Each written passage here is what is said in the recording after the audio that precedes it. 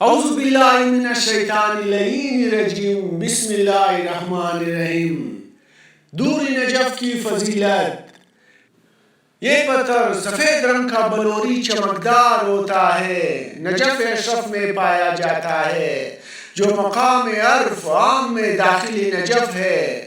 اس زمین کو اسی در بے بہا کے لیے افضلیت و شرف حاصل ہے۔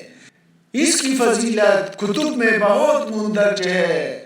دور نجف کی انگوٹھی اللہ تعالیٰ نے طائف میں امام علی علیہ السلام کو عطا فرمائی۔ اس کی عظمت میں اور کوئی پتھر اس کے ہم رتبہ نہیں۔ قادر مطلق نے اس کی پیداوار بہت رکھی ہے، جس کی وجہ سے بہت عرضہ ہے، تاکہ امیر و غریب ہر شخص اس سے مستفید ہو سکے۔ روایت صفوان جمال سے ظاہر ہوتا ہے کہ جو عارضی مرقد منورہ کے قریب ہے، اس حکم میں داخل ہے کہ اگر قریب روضہ مطر سے نہ ملے تو شہر میں جس مقام پر ملے اٹھا لے۔ زیر زمین یہ پتھر بہت دستیاب ہوتا ہے۔ نجف اشرف کے بازار میں نگینہ ساز دو قسم کے دوری نجف، بری و بحری، فروخت کرتے ہیں۔ بحری دوری نجف نہایت سفید و براق ہوتا ہے اور بری میں چمک کم ہوتی ہے۔ بالائے زمین بھی دستیاب نہ ہو سکے تو زمین کھود کر حاصل کیا جا سکتا ہے۔